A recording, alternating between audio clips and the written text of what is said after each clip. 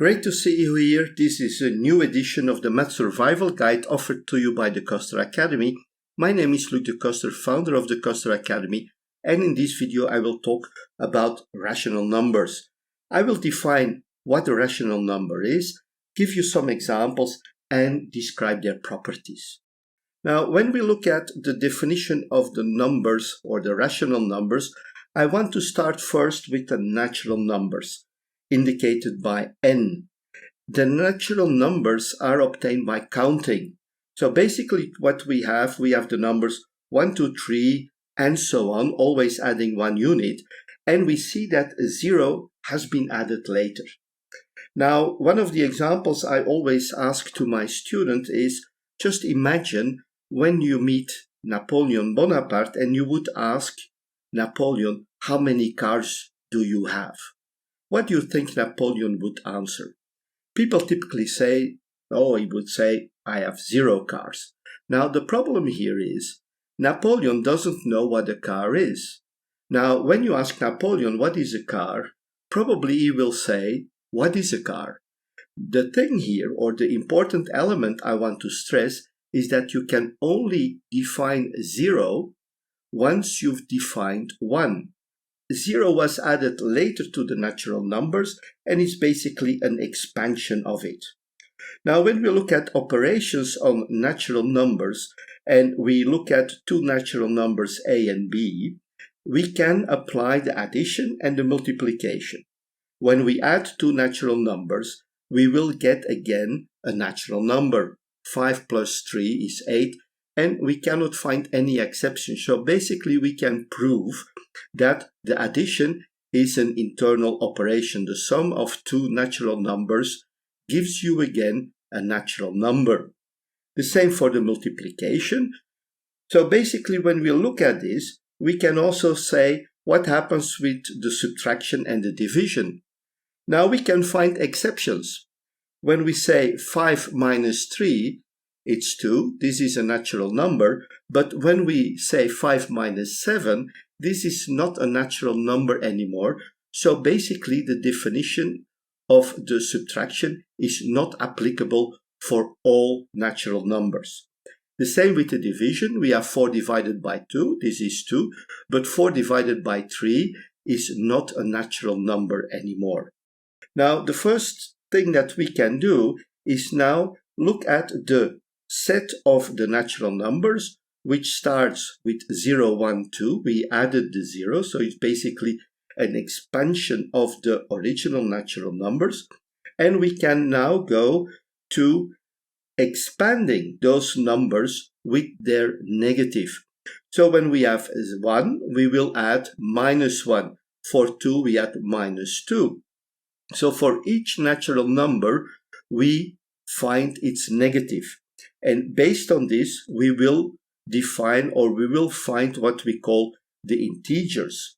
Now, the integers are in fact the same numbers, the natural numbers, but expanded to their negatives. And when we look at this, we can again define the addition, the multiplication, and also the subtraction. Now, the same problem exists here for the division. We can divide 5 divided by 5. We can define or calculate 10 divided by 5, which is 2. Minus 10 divided by 2 is minus 5. Basically, we can define those in certain cases, but not in all cases. 5 divided by 3 is not an integer. Basically, what we have to say now is that when we look at the integers, we can go from minus infinity, minus 3, minus 2, minus 1, 0, 1, 2, 3, up to plus infinity. Now we want to also, or some cases, we define z plus. These are the positive integers, and we define them. We only have the positive values of the integers, and we use this in many cases. We talk about the positive integers. Basically, they're the same like the expanded set of the natural numbers, the set of the original natural numbers, including 0. But in some cases, we refer preferably to z plus. Now, when we continue, we want to define that division. And in order to define the division, we're going to talk about the rational numbers. And when we have two integers, a and b, we can define the rational number q, which is the division of a divided by b. b is in the denominator, and the division is defined only when b is different from 0. Now, there are some exceptions today that I got some information from a Japanese professor who is talking about division by 0 mathematics, but we will not go further into this. We just consider the classical approach that the denominator cannot be equal to 0. Now, when we look at the calculations on the operations, when we have a and b, which are rational numbers, then we can say a plus b, a minus b, a times b, and a divided by b are also rational numbers. With the rational numbers, we can execute all the calculations. Now, this is already very important that we understand this, but it's also very important to understand what are the properties of the rational numbers. Rational numbers have special properties that will help us later to identify which numbers are rational and which are not rational numbers. We also have what we call the irrational numbers, but I will not talk about those here. We are just talking about the properties of the rational numbers. Let's have a look at some examples, and the first example is 1 divided by 1, which gives us 1 point and an infinite number of zeros. 1/2, we have 0.5 and a repetitive number of zeros. 1/3 is 0.333, and the threes keep on repeating till infinity. 1/4 is 0.25, and then again we have all zeros. 1/5 is 0.200, and we are repeating the 0. Now, when we look at all those numbers, they have repeating decimals.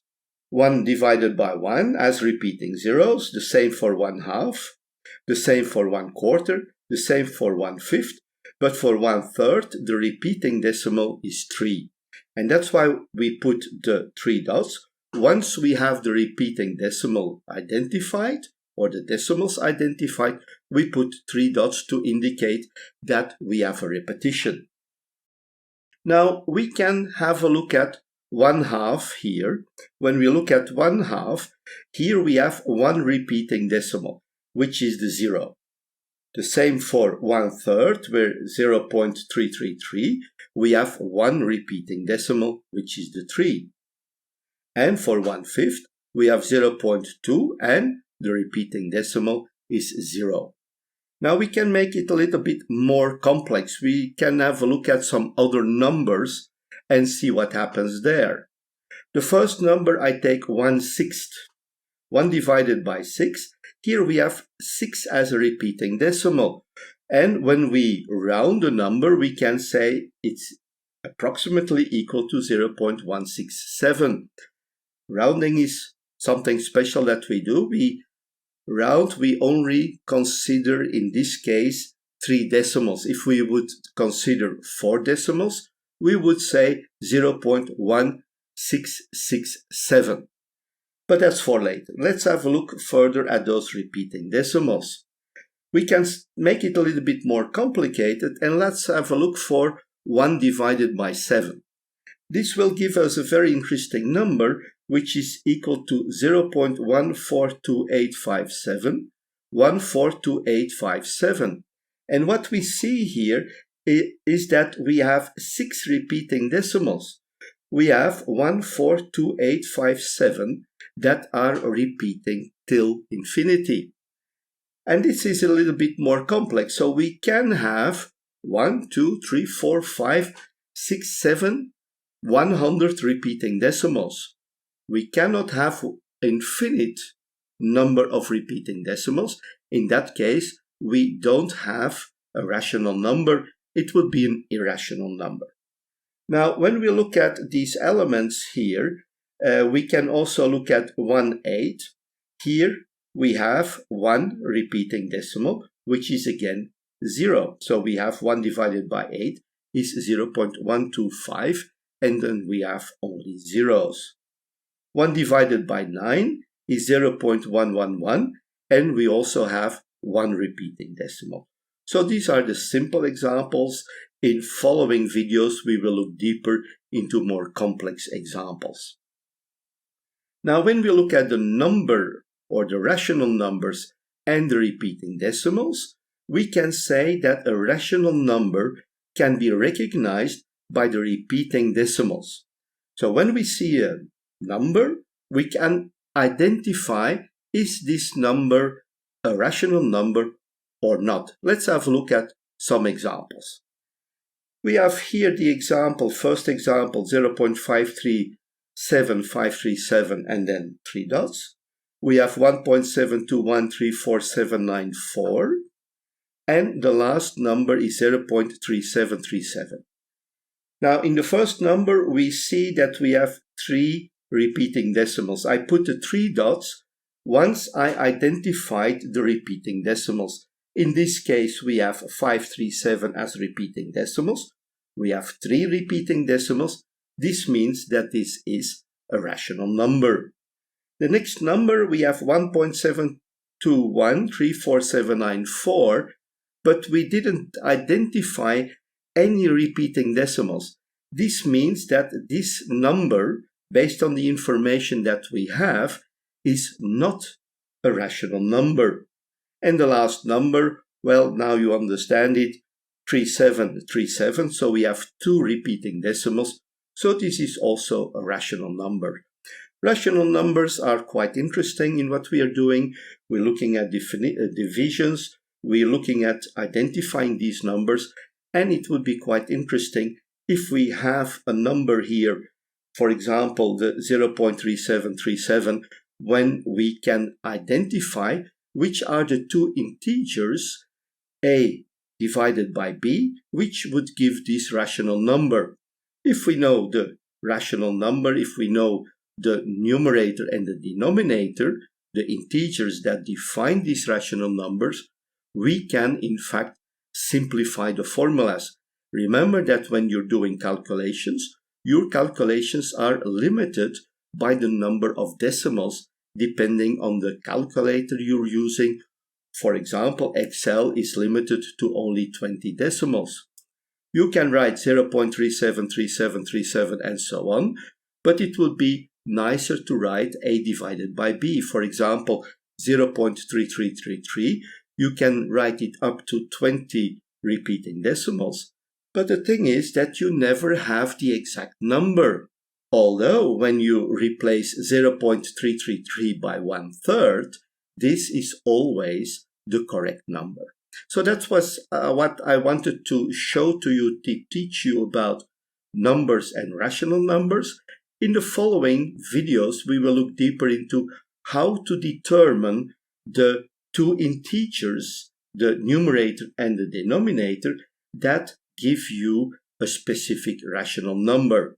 That was it for this video. Don't forget to click on the subscribe button, click on the bell button, and every time we have a new video, YouTube will inform you about it. Thank you very much, and bye-bye.